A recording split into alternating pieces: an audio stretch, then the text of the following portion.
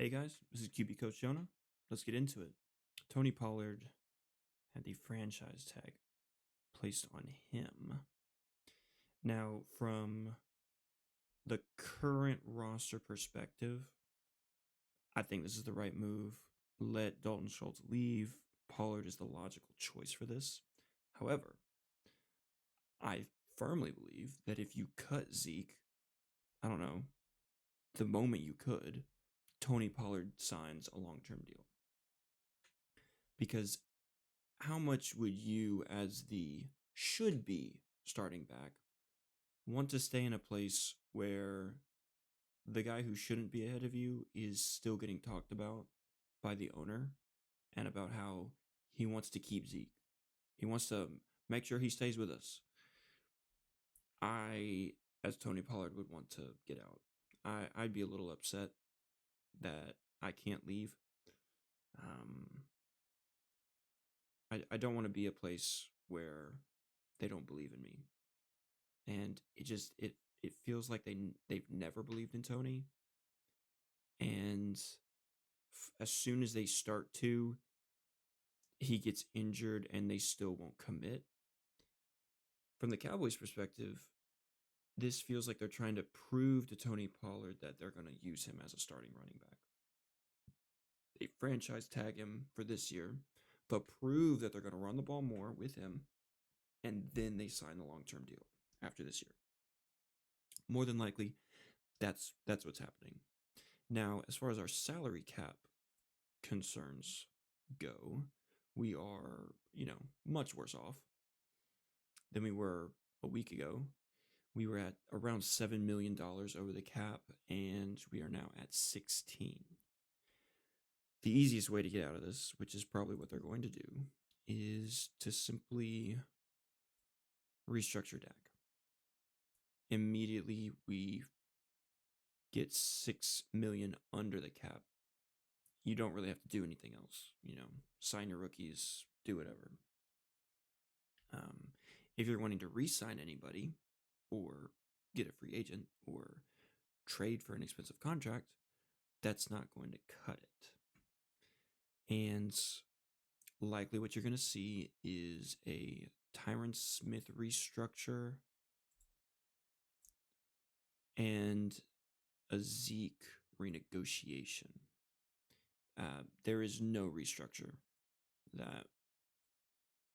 This is too much money.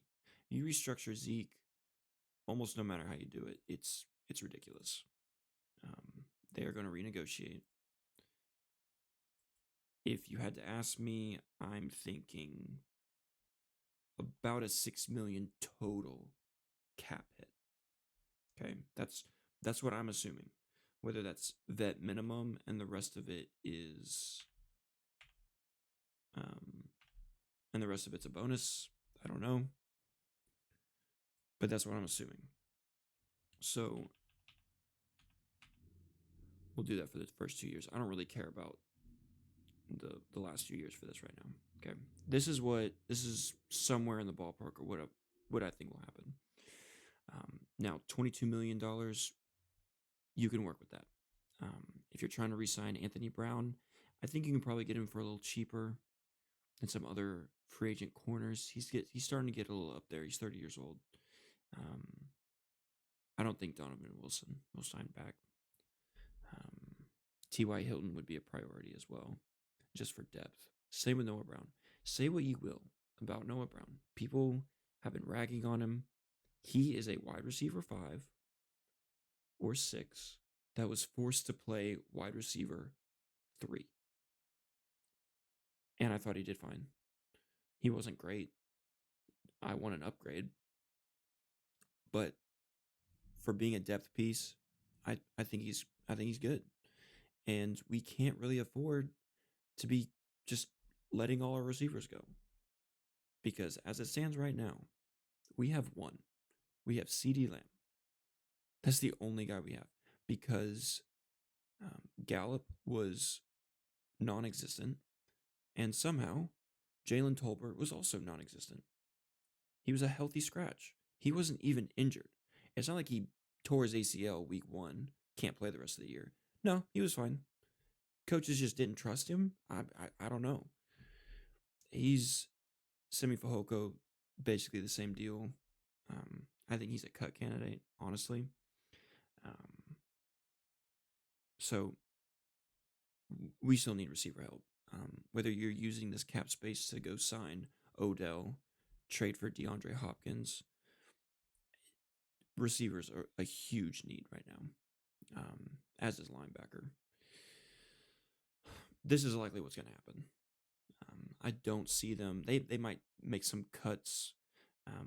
So, like I said before, on Semi Fehoko, maybe Will Greer, Josh Ball,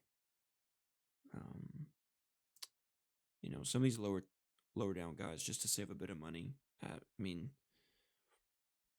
you could probably save a couple $1,000,000 with a couple cuts down here, but for the large part, this is probably what's going to be happening. Now, if you asked me, I do not care about 2023. I am very happy not to necessarily tank, but to use it as a building block. We have a lot of free agents. We will need to re-sign Trayvon Diggs. We're going to need to re-sign CeeDee Lamb, Jaron Kearse, Malik Hooker. We're going to have to re-sign Tony Pollard. I'd like to re-sign Malik Davis as well. Okay, we've got some big names coming up in 2024 and then in 2025 as well. We're going to take Micah Parsons is going to be the next year. We'll take his 5th round or his 5th year option. But if you're asking me, I am cutting Tyron Smith. I am cutting Ezekiel Elliott. I'm also cutting, thankfully, just out of spite, Nashawn Wright. I hated the pick, and the amount of fangirling over a undrafted free agent going in the top 100, it was insane. He's super tall and fast. Like, there's a bunch of guys that are super tall and super tall and fast, and have a better production than him. No reason he should have gone top 100. Sorry, Nashawn. I want you to succeed. The chances of you succeeding were a lot lower than a lot of other guys, and I can't believe seriously. He was ranked as an undrafted free agent. Okay. Anyway, those are the first 2 things I'm going to do. You are probably going to see Jordan Lewis get cut. I like Deron Bland in the slot. And this is, again, all assuming that we're going to build in the draft. So, again, I'm looking down here on guys that I would be okay cutting. I'm cutting Semi Fehoko, Will Greer, Josh Ball. Again, a lot of nickel and diming. Yeah, you could probably cut Brian Anger, even though he's a Pro Bowl player. You could probably find someone for cheaper. That's gonna be the only thing that I do. So what we'd be working with is around $6 million, and then you could talk about DeMarcus Lawrence. His restructure wouldn't be too terrible long term. If you look here, next year, it's a $5 million increase. If you look at the year after that, $4 million. We'd actually lose $4 million on the restructure. So lose 5 on the first, lose 4 on the second year after this, and then on the last year, we don't lose anything because he's not for there. But I think restructuring Lawrence is something you could do, and then I'd be looking to trade him, honestly. If we can pull a defensive end, you could get into a situation where defensive end is the best player on the board in the draft. We pick a stud defensive end, he shows out, and we trade DeMarcus Lawrence. Okay, little rash, But, okay, restructuring DeMarcus Lawrence, that frees up a lot more space. Now, something I want to explore, and I will be exploring in my next video, is the prospect of trading Dak Prescott. As little as the possibility is that happens, the Cowboys have been reported to be intrigued by CJ Stroud, and after the combine, he's my quarterback one. Okay, as of right now.